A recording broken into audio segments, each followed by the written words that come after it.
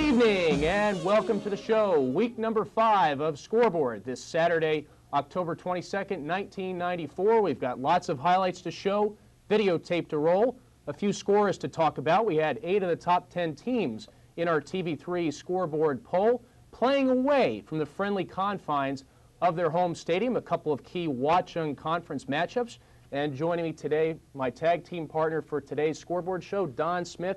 And Don, a couple of teams playing today, a lot of state playoff implications, a couple of teams on the bubble. That's right, James. We had 3 big games, Union, Elizabeth, Summit, Cranford, and Irvington and Linden, which really could have some implications later on in the state playoffs. So let's throw it back to you for the #1 team in our TV3 area.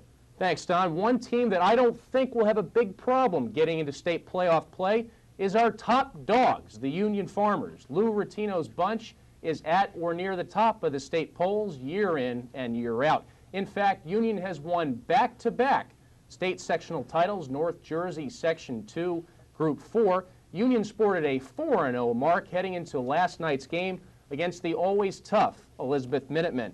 Roy Picorni files this report from the Scoreboard sidelines in Elizabeth.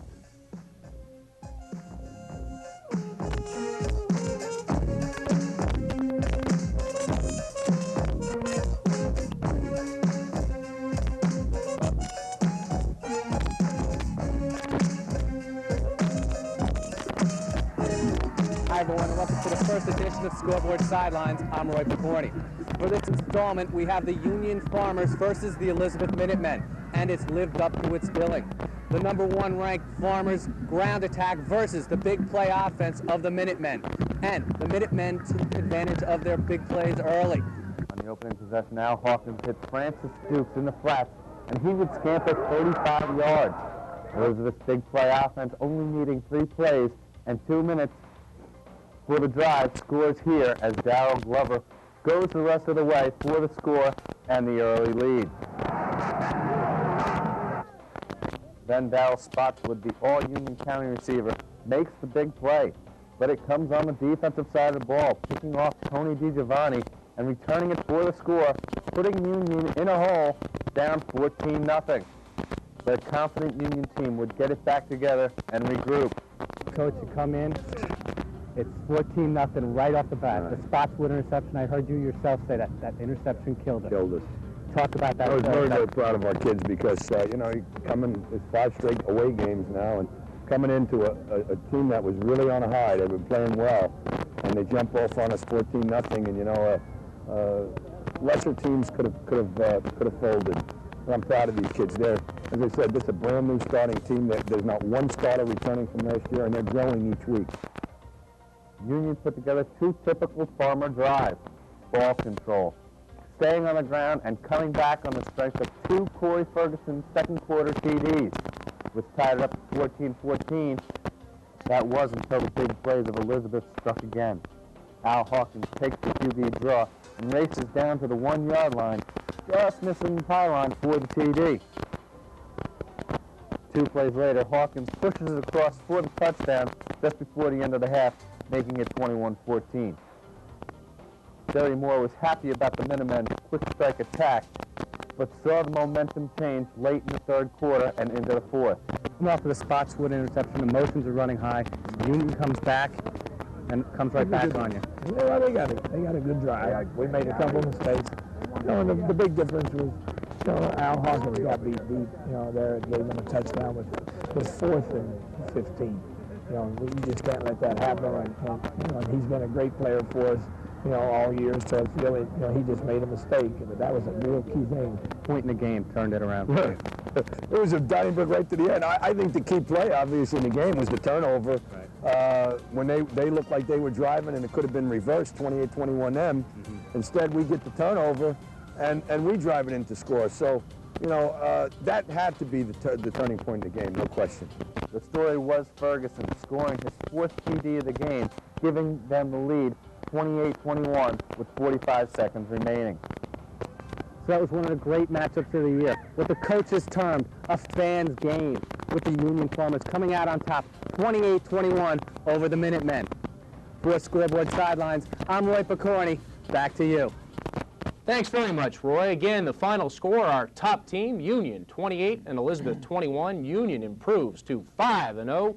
Elizabeth drops to 3-2 and sees its playoff hopes severely damaged. Corey Ferguson, 4 touchdowns, 30 carries, 189 yards rushing, and the last one was scored with 48 seconds remaining. And Don Lou Rotino says that Corey Ferguson could be his best athlete since Tony Stewart. Yeah, and I believe that he is correct in that. He's having an outstanding season this year. And we're going to move to the number 2 team in the TV3 poll, Linden. They were hosting the Irvington Blue Knights, and they come away with the victory 14-0.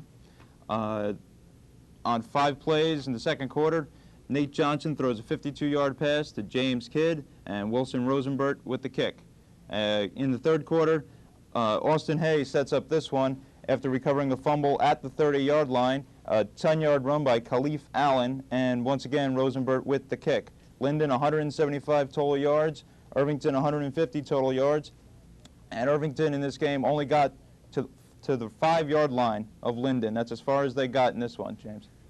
Oh, thanks, Don. Well, now we're going to go to our number 3 team in the top 10 poll, the Montclair Mounties, who came into this contest against Clifton today with a record of 3-1. Its only blemish, a loss not to be ashamed of, a rout, 35-zip to the Bergen Catholic Crusaders. They win today 7-0 over Clifton. The only score, Derek Ponton, a 35-yard strike to Anthony Pelham with 41 seconds in the half. John Fowler added the PAT. And Omar Liggins carried the burden of the Mountie attack, 22 carries, 129 yards. Montclair had a couple of drives in Clifton territory, but they fumbled. The Mounties, though, ate up the last 6 minutes and 22 seconds of the game, due largely to the efforts of Liggins. Montclair 18 first downs to Clifton 4. Nice defensive effort by the Mounties. Don? We move on to the number 4 team in the TV3 poll, New Providence, and they went into Roselle looking for Coach Frank Batone's 200th victory, and along with assistant coach Don Carpenter, who has been there for all the victories. And yes, they do come away with the victory 34-0. New Providence goes on to become 5-0. We pick it up in the second quarter with Matt Bernhardt with a 1-yard run and the kick by Rich Dwyer. Doug Pilley, a 23-yard TD run and the kick again by Rich Dwyer. James Petraglia, an 8-yard run and the kick was blocked. We move on to the third quarter. Mike Iannella, a 3-yard pass from Matt Bernhardt and the kick by Dwyer is good. New Providence, Matt Bernhardt was 9 of 14 for 125 yards, and Petraglia was 16 carries for 74 yards and 1 touchdown. So congratulations, Coach Frank Batone, on his 200th victory. Well, we can also congratulate maybe the Westfield Blue Devils. Westfield went into today's contest against their neighboring rivals, the Scotch Plains Raiders. Scotch Plains, of course, went into this game undefeated at 4-0. Westfield 2-3. Westfield a couple of tough losses early to Union and Irvington. The score as you see it, Westfield in primarily a defensive struggle, 14-7 over Scotch Plains. Steve Cheek opened the scoring for Westfield, a 2-yard run. He would later add the PAT. And then Cheek struck again, the senior quarterback, 37 yards to Marcus Cognetti. And then Scotch Plains came back in the final stanza. Kevin Rosender, the senior quarterback, to Lawrence, the crime dog, McGriff. For the score, Adam Cody, 19 carries, 96 yards rushing.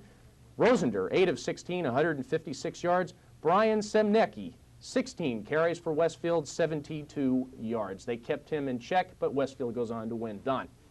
And we move on to the number 6 team, Orange, and they went into Delbarton. And Delbarton comes up with a first upset of the TV3 poll, winning 7-6 over Orange. In the second quarter, Corinne Gomez for Orange threw an 83-yard pass to Jamal Kuhn,